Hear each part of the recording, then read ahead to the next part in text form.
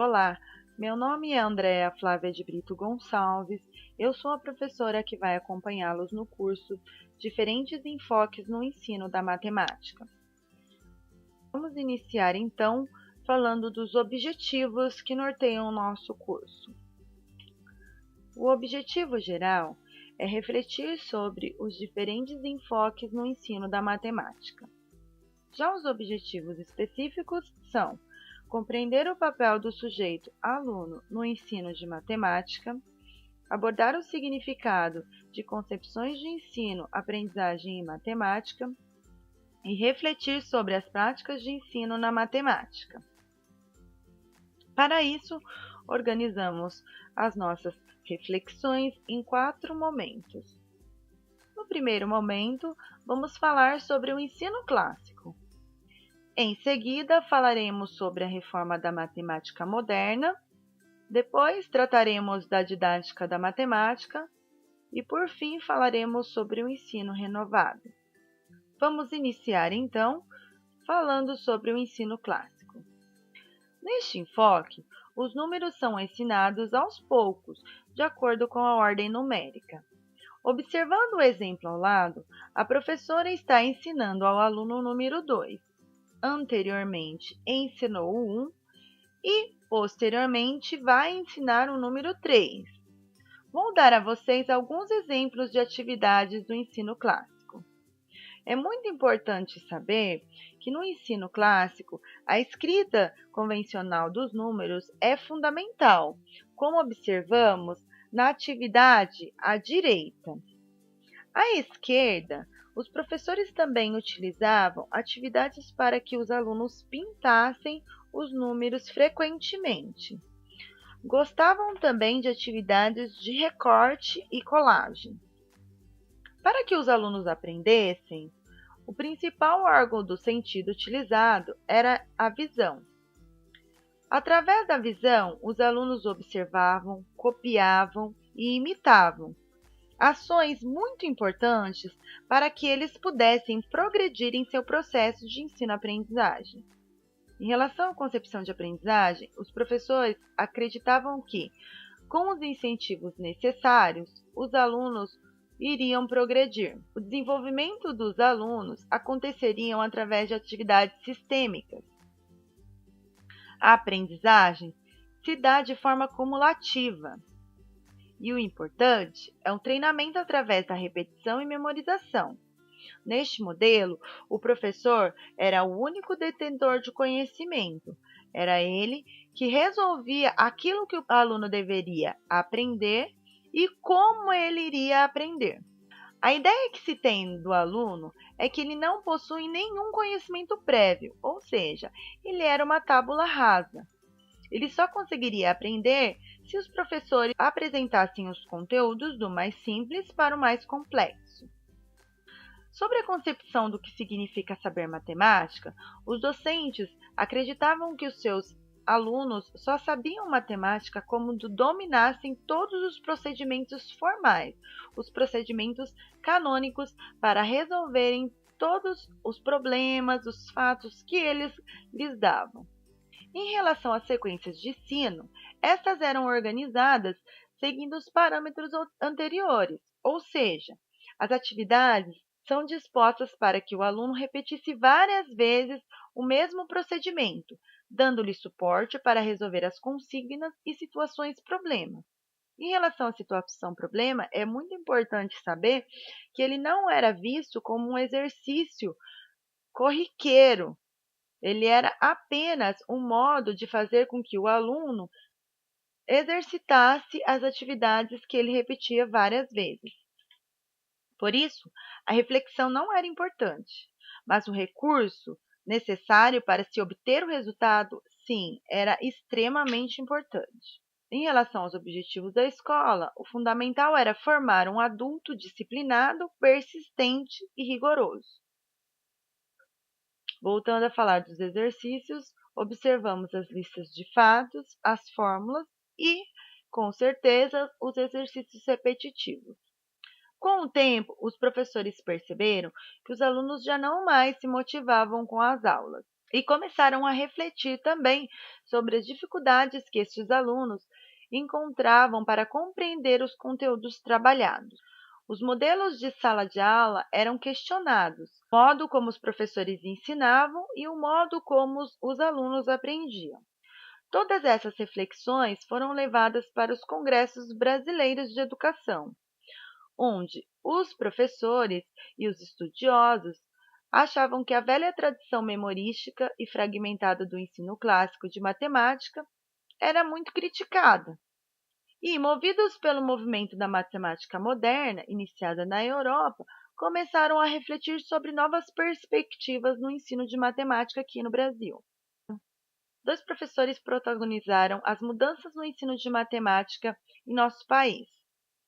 Um deles foi Euclides Guimarães Roxo, professor de matemática e diretor do Colégio Pedro II, foi introdutor dos debates ocorridos nos congressos internacionais sobre a reforma do ensino de matemática. Em seguida, o processo de oficialização da matemática moderna se dá através da influência de outro professor, Oswaldo Sanjorge. Juntamente com um grupo de estudos de ensino de matemática, ele incitou, protagonizou as modificações de ensino de matemática em nosso país. Então, as nossas salas de aula foram invadidas pelo ensino da matemática moderna. Na matemática moderna, ensina-se o número como uma propriedade dos conjuntos, como classes de equivalências, razão pela qual uma das atividades mais comuns era apresentar, por exemplo, desenhos de conjuntos, com 4 flores, 5 automóveis, 4 borboletas e 5 bexigas, cada um para que os alunos achassem, por correspondência termo a termo, os conjuntos que têm a mesma propriedade numérica. Sobre a concepção de ensino-aprendizagem, Moreno evidencia que o referencial teórico conduzido pelas teorias de Jean Piaget foram efetivas neste momento. As pesquisas de Piaget e seus colaboradores fizeram sobre As pesquisas que Piaget e seus colaboradores fizeram sobre a psicogênese do número, entre outras, permitiram-lhe postular que o conhecimento era o resultado da construção levada a termo por meio das interações do aluno com a realidade. Essas concepções, elas foram base para que se pensava em novas concepções de ensino mais à frente.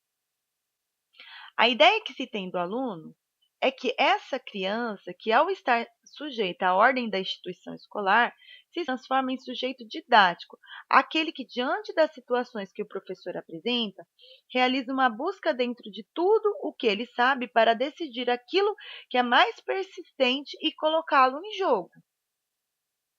Sobre a concepção de saber matemática, acreditava-se que a criança ela só sabia matemática quando ela conseguia estabelecer relações lógicas entre os conjuntos. Considerava-se que esta teoria dos conjuntos era a mais adequada para que as crianças compreendessem e entendessem os números. Sobre os materiais didáticos, podemos destacar os livros. Os livros didáticos foram utilizados pelos professores do movimento da matemática moderna como manuais de instrução. Eram eles os responsáveis pela veiculação e divulgação da nova proposta, até porque muitos professores tinham dificuldade em compreender a complexidade dos conteúdos deste novo modelo de ensino. Reflexões sobre matemática moderna. Os pesquisadores e professores começaram então a perceber que os conteúdos abordados na matemática moderna eram conteúdos complexos e descontextualizados, o que deixava os alunos desmotivados, perdidos, um assunto recorrente e que já havia sido tratado na mudança de ensino, do ensino clássico para o ensino da matemática moderna. A falta de formação dos professores. Quando houve a transição do ensino clássico para a matemática moderna, os professores não tiveram formação para que eles pudessem trabalhar com essa nova forma de ensinar. Isso dificultou o trabalho docente. Eles se sentiram totalmente desestabilizados. Por isso, utilizavam os materiais didáticos como muleta dentro das salas de aula. Mais à frente, resolveu-se então pensar num novo enfoque de ensino, o ensino da didática da matemática. Didática da matemática considerava no processo de ensino e aprendizagem as experiências empíricas dos discentes, alegando que essas hipóteses iniciais auxiliariam na construção dos fundamentos indispensáveis para o seu progresso. Sobre a concepção de ensino-aprendizagem, a obtenção dos conhecimentos são gerados através das interações do aluno com o meio.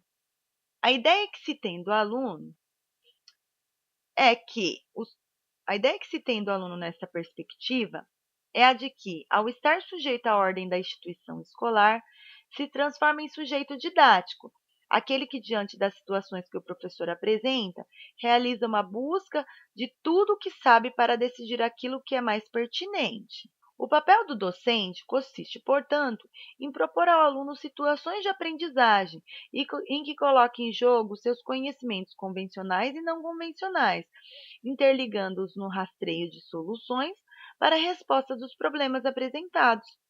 Sobre a concepção de saber matemática, neste enfoque, considera-se que o sujeito, o aluno, domina a matemática quando constrói o sentido dos conhecimentos que lhe foram ensinados, como é abordado no exemplo à direita. O ensino renovado. Nas décadas que se seguiram, diversos países formalizaram as atenções no ensino da matemática, criando movimentos que tiveram por objetivo rever os currículos escolares. O ensino renovado adotou alguns métodos de ensino que consolidaram as práticas pedagógicas dos educadores. Vamos falar um pouquinho sobre esses métodos. Vamos iniciar pela abordagem histórica. A abordagem histórica da matemática, ela é usada como ponto de partida para a aprendizagem. Retomar como as civilizações costumavam relacionar-se com os conhecimentos matemáticos, as relações que estabeleciam com o número, podem ser ótimos desencadeadores para iniciar o trabalho de matemática. Outra abordagem muito utilizada é a etnomatemática. Esta abordagem preocupa-se em beneficiar-se dos conhecimentos prévios dos alunos, apontando os conhecimentos matemáticos do grupo cultural como eixos norteadores do trabalho docente. Sobre a modelagem, o ponto de partida são as situações motivadoras da realidade. O ensino da matemática se desenvolve a partir de uma determinada situação próxima. Neste caso aqui, nós colocamos como exemplo a reciclagem, que é um tema que dá para abordar no ensino de matemática e é um tema próximo à realidade dos alunos. O uso de jogos também é muito importante e foi aproveitado nesse universo, já que as crianças são muito atraídas devido ao universo lúdico do seu cotidiano. Todas essas abordagens promovem o encurtamento da distância entre os conteúdos matemáticos e as experiências sociais dos alunos. A intenção é atrair a audiência dos discentes. Em relação ao professor, é preciso que este conheça a realidade em toda a sua complexidade e use deste conhecimento para significar o ensino de matemática, garantindo verdadeiramente que o conhecimento seja apropriado. Encerramos os nossos estudos dando para vocês uma dica de leitura.